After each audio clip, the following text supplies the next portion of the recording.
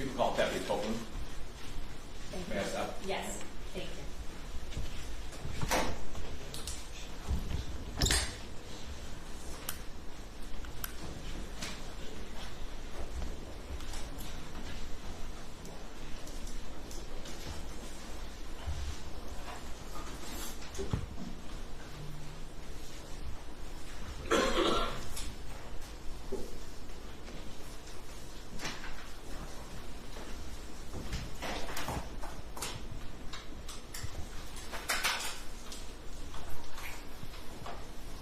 Your Honor, just be a moment. He went upstairs to his office. Thank you.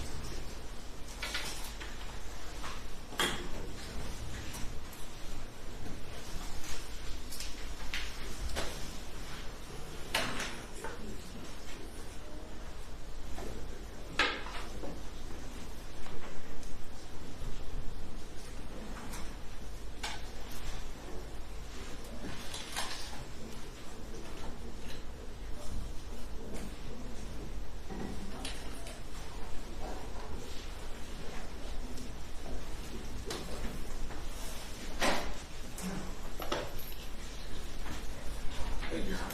Thank you.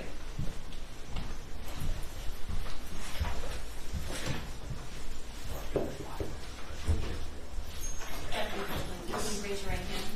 Can you state your name for the record? Deputy Taylor Cole. Thank you. Can you spell your first and your last name for the record? Absolutely. Right. Yes. Sorry, what? And do you solemnly swear or affirm that any testimony you give in this matter will be the truth, the whole truth, and nothing but the truth, so help you God? I do. Thank you. Your Honor. Yes. And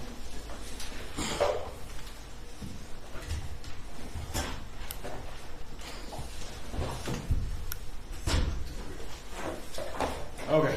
you good? You, sir, are you currently employed? Oakland County Sheriff's Office. How long have you been in the Sheriff's Office? 20 years. And prior to your appointment with the Sheriff's Office, do you have any other law enforcement experience? Okay.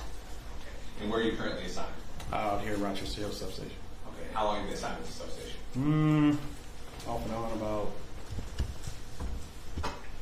I'd say about 12 years or so. Give or take. I want your attention to the morning of October 11th of this year. Do you recall that day? Yes. Okay. And a particular day where you did you receive a dispatch to 3730 Newcastle? I did. Okay. What was that nature of that dispatch? I was dispatched to a robbery at this location on that day. When you first received that dispatch, where were you at? I was in the area at the time when the call came out. Okay. When that call came out, did you go to that location? I did. About how long did it take you to arrive to that location after receiving that dispatch? Less than 5 minutes. Okay.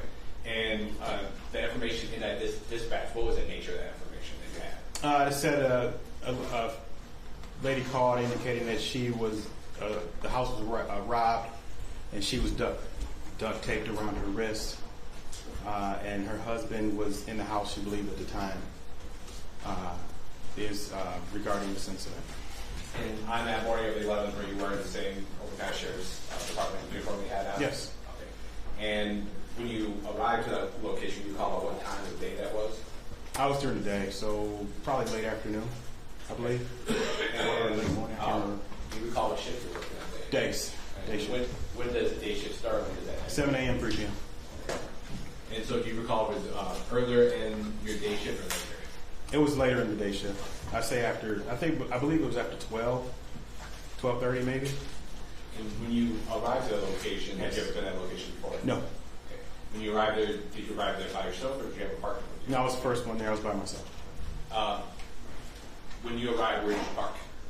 I parked, I believe, a house down from the actual home. So parking house down from that home, what did you do next to top parking? What did you do next after parking? I walked up to the house, knocked on the door, rang the doorbell, I believe. No answer. Then I started to walk towards the back to see if I could see anything. But I then called the dispatch to have the person they were talking to come to the front door. So they were still on the phone with that person? Correct. Okay. Did someone come to the door? Yes, And did that person open up the door for you? she did. What, if anything, did you observe about that person when you opened up the door? Her wrist was still duct taped, and she had a bruise under, I can't remember which eye. She had a bruise, and I saw a little blood, and she was very upset. And was she still on the phone when She was. Okay. What happened next? At that point, she told me that some DTE workers came last night, and they came back today, and then she said they got robbed. Well, she said she got robbed, and she said she believes her husband's still in the house, but she's not certain, and that they already left, and she was still talking to my dispatcher with the phone. So I said, "You can get off now." And then I cut the duct tape off of her wrist, and then we stood by the foyer area of the home to wait for the rest of my partners to arrive so we can clear the house and see what else is going on. And did more deputies arrive? They did. Okay. About how long after you cut the duct tape off her wrist, did they arrive on scene? That was a quick response. I think the second officer showed up minutes after. And upon the other deputies arriving to the scene that day, what happened next? Once we removed her from the home, we began to clear the first level of the home. When you say clear the home, what does that mean? Checking the area to make sure everything's secure, everything's safe at that point. And we're still trying to find the husband because she indicated, again, she didn't know if he was taken by them or still in the house. She believed that he was in the basement because that's where he was last at when she last saw him with the two guys that were in the home. Okay. When you guys were clearing the house, what portion of the house were you charged with clearing? Well, the way it normally works is, depending on how many bodies you have, depending on how many officers you have, determines how you're going to go about clearing in terms of how many go into a room, how many are going to clear the certain area in the first level, because it was colonial. So we're dealing with the first level, second level, and the basement. So we started with the first level, and we cleared that area. And then when my partner showed up, we then went downstairs. And who's your partner that you're speaking of? It was Sergeant Myers, Deputy Stenai, Deputy Scruggs, Deputy Kablick. I want to say one more, but I can't remember.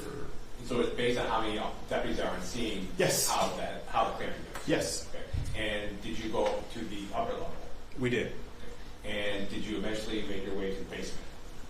We did the first level first, and we went to the basement next. So the basement was cleared second. Correct. Okay. And what, if anything, did you observe on your way to the basement? So before we even went down to the basement, because we cleared the first level, and then I stood by the entrance to the basement, and I observed blood being on the wall and the handrail before I even went downstairs. So you saw blood on the wall and the handrail Correct. before heading to the basement? Correct. Okay. And do you make your way to the basement? Yes. What, if anything, did you observe while you were down in the basement? So once we went downstairs to clear the basement, one of my partners observed a person laying on the ground in like a laundry area, utility room area. Did you observe this person as well? I did. Okay. And what did you observe of this person?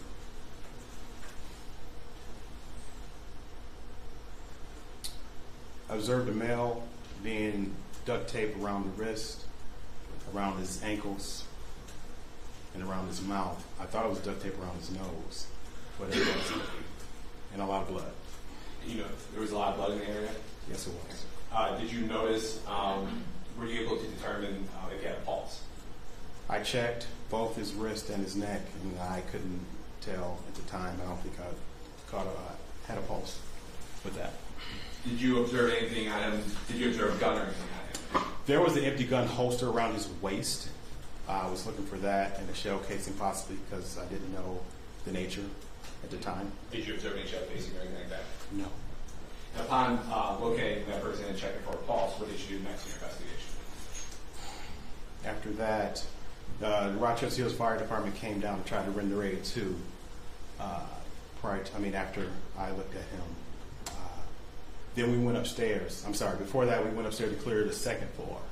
After that. Did you observe anything regarding your investigation upstairs when you cleared it? No, nothing up there. Rooms were disheveled. Other than that, nothing stood out. I have no further questions, Your Honor. Thank you. Cross-examine. Good morning. Hello. So you just testified about your involvement in being the first officer. Did your involvement in this case end on that day?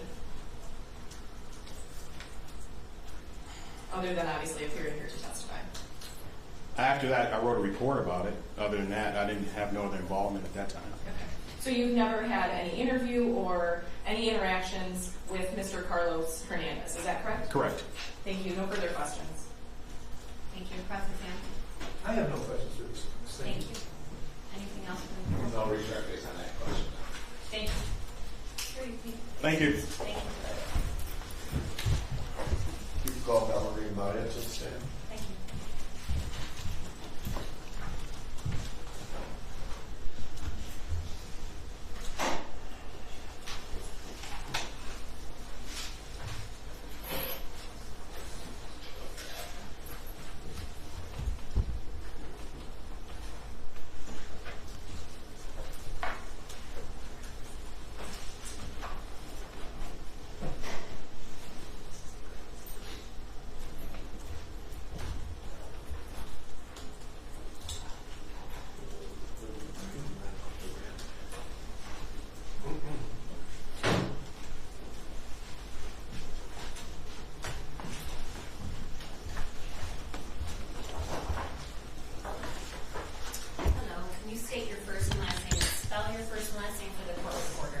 Valerie Mayra, V-A-L-E-R-I-E-M-A-Y-R-A.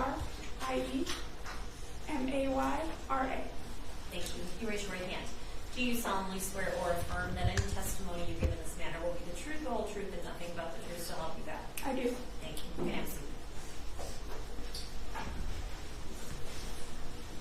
Good morning. Good morning. If you do me a favor and just speak up as much as you can, because the table has to be able to hear what you're saying too, okay? Yes, I'll try. Can you tell us how you're employed?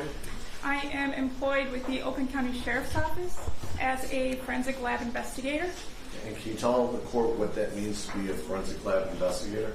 So I am assigned to the latent print unit, where I will process and examine items of evidence for the presence of latent prints, such as fingerprints, and ultimately try to identify the source of those prints.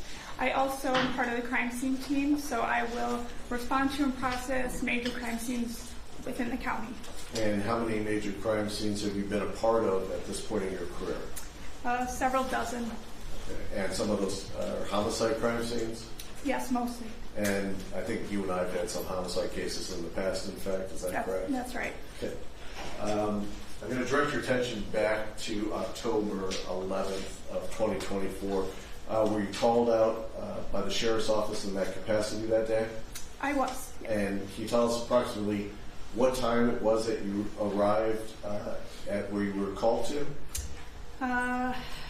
Would I be able to refer to my report to access Yes. that? Let me also, if I can approach, you did do a report for this, is that correct? Yes, I did. And would that also help refresh your recollections?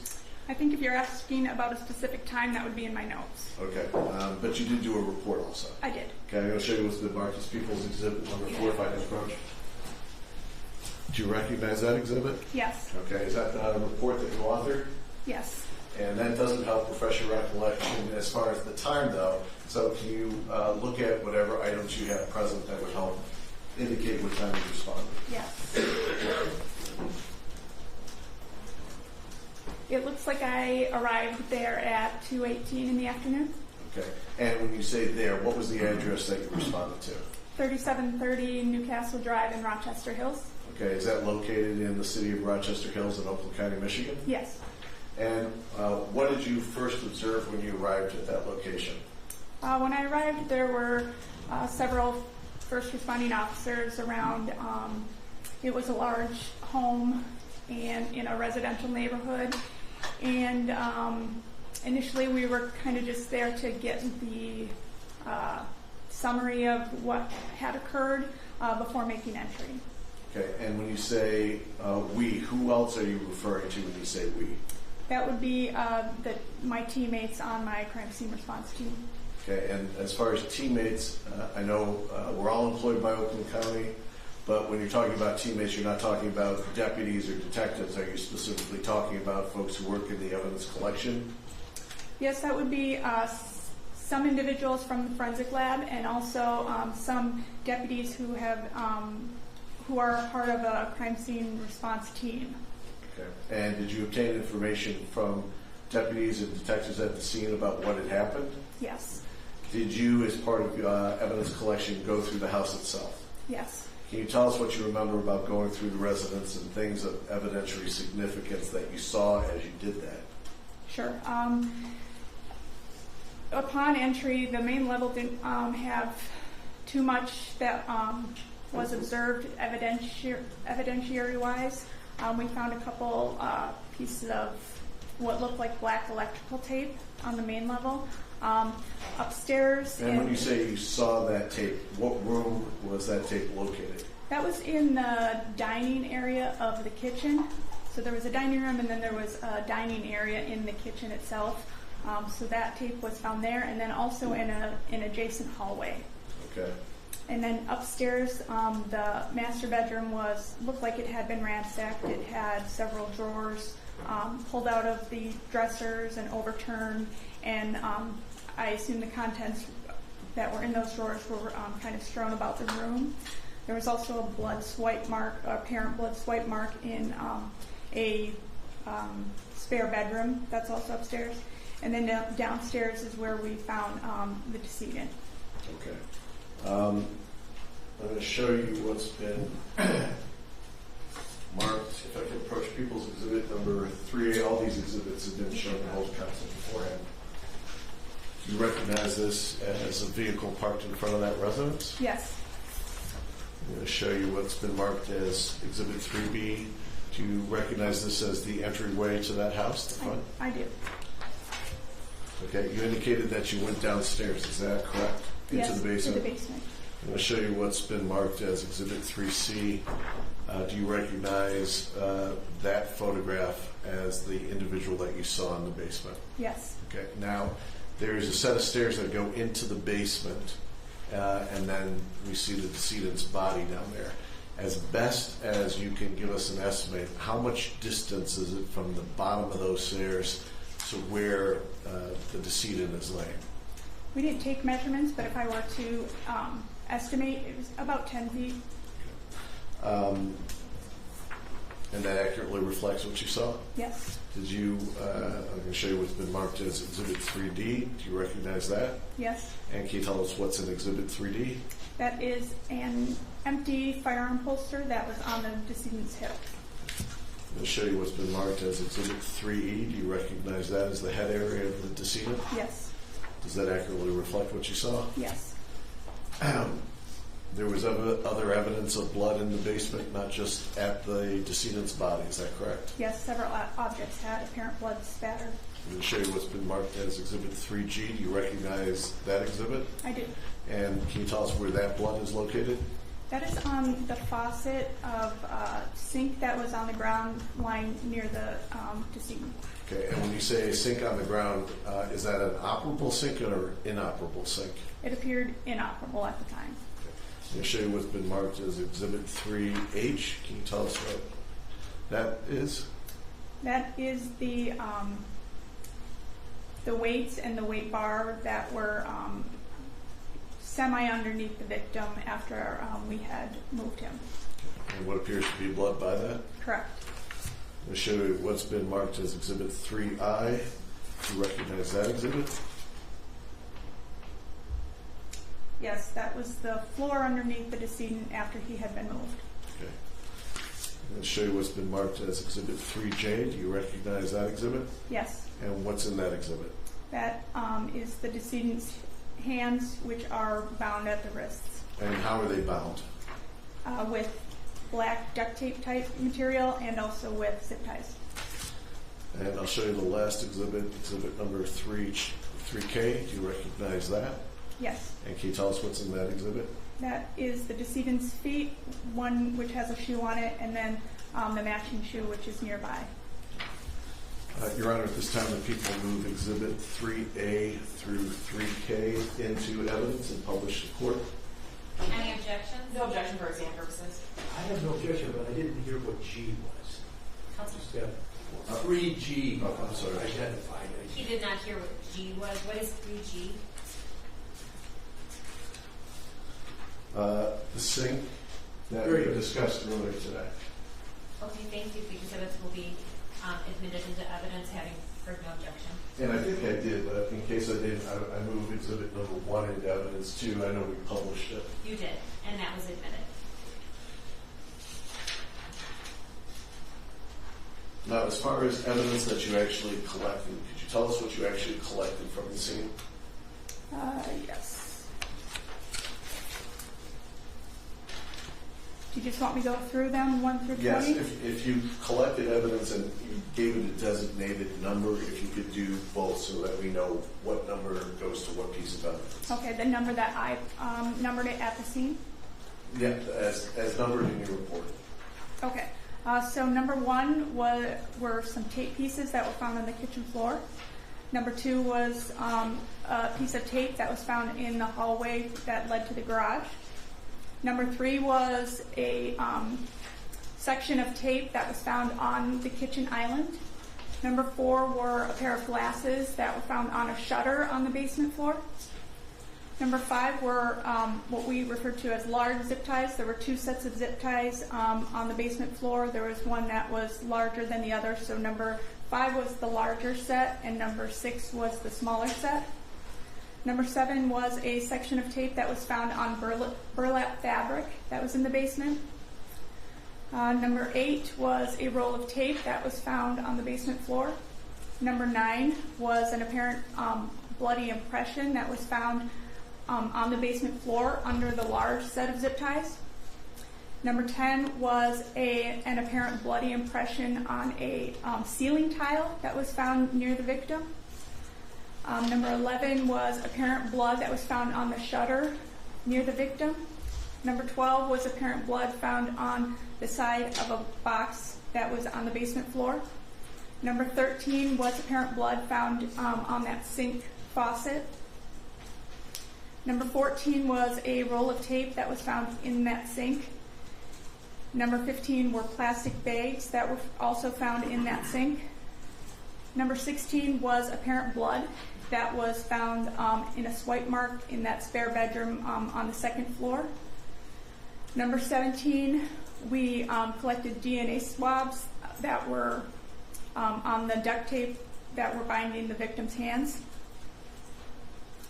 5A were DNA swabs taken from the large set of zip ties, which was number 5. 6A were DNA swabs taken from item 6, which were the smaller set of zip ties. 18 were weights with the bar, and that was found near the body. 19 were two individual weights that were stacked on top of each other, found under the body after it was moved. And number 20 was a ring that was found near the body as well. Okay. In addition to doing the DNA swabbing, was there any attempts to lift latent fingerprints? Yes, Okay. sorry. And that was attempted at the scene. Is that correct? Yes, And you're involved with the processing and comparison of any fingerprints in this case. Is that correct? I am. Okay. And at this time, those results have not been completed. Is that fair to say? Correct. And people would move People's Exhibit number 4 into evidence. I don't have any other questions. Any objection for exam purposes? Oh, I Any have no objection? objection either. Thank you. Exhibit 4 is admitted. I didn't have any other questions. Thank you. Any questions, ma'am? Yes, thank you. Ma'am, just some clarification as to number 17. You indicated that it was duct tape that was found on the victim. Are you able to elaborate which victim? Obviously, there's two in this case. Was it the male or the female, if you know? It was the deceased male. I have no further questions. Thank you. Questions?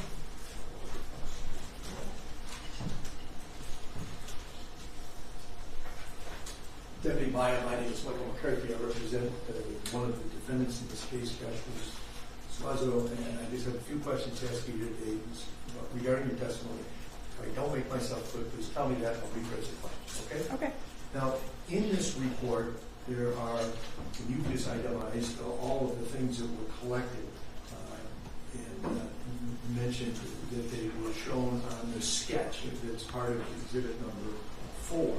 And what I was just wanting to ask you is if you could tell me where the items number 18, 19, and 20, which are the weights with the bar, 2 weights on the floor, and the ring, which is number 20. If you could just show me on the sketch where those items were found. I know the report says near the body, but while all the other items that were in the basement are identified in the sketch, those 3 are not. If you could just direct me to where it was that those were located. 18, 19, and 20 were found partially under the body, if not completely under the body, which is why they aren't showing up on the sketch. Very good. Thank you for that clarification. Sure. Now, you mentioned that there was some fingerprints that were taken, but you don't have a report yet. Is that correct? That's correct. Where exactly were these fingerprints? Well, first of all, let me ask you this. The fingerprint, that's your responsibility, your area of expertise in the forensic science laboratory, correct? Yes. And so in your investigation at this house in Rochester Hills that day, where did you obtain prints that you could actually examine? In other words, latent prints that you found on the scene. So we collected the plastic that was found in the sink that was next to the body. Okay. Plastic is a good surface for leaving fingerprints. So I collected those items and I processed those for fingerprints and have developed several fingerprints on that plastic. So the items, it's a singular type of thing that from which you've obtained the fingerprints that have to be examined here. Yes. That is plastic that was found in the sink that was laying on the floor, not an operation. That's correct. And this plastic, was it related to anything that you could observe, or you came to a conclusion that it was related to? It was just in the sink, which contained apparent blood. It also had the roll of duct tape that was found in the sink was kind of on top of that plastic, kind of sunken in, and it all had apparent blood on it. So I don't know the evidentiary value to it until I'm able to test it. And I understand that. And this plastic, did it appear to be the type of plastic that covers an item before it's purchased, or was it plastic that is like cling wrap that you use to wrap up food? So the plastic consisted of 3 items. One was just a Home Depot grocery bag type of plastic. Okay. One was a deflated red inflatable. I'm not sure exactly what it was, but it was something that could be inflated. And then there was a large piece of clear plastic. I'm not sure what it's used for. It's kind of a tarp type of deal. It might be laid down for if somebody's painting or something, but it was a very large piece of clear plastic, which is where I found all of the prints that I developed. Okay, so the ones you were able to develop came from this tarp type plastic, for lack of a better term. Correct. And not from the Home Depot bag. Correct. And not from the inflatable item. That's right. Thank you. I have nothing to say. Thank you. No regret, Your Honor. Thank you. Thank you. You can be excused.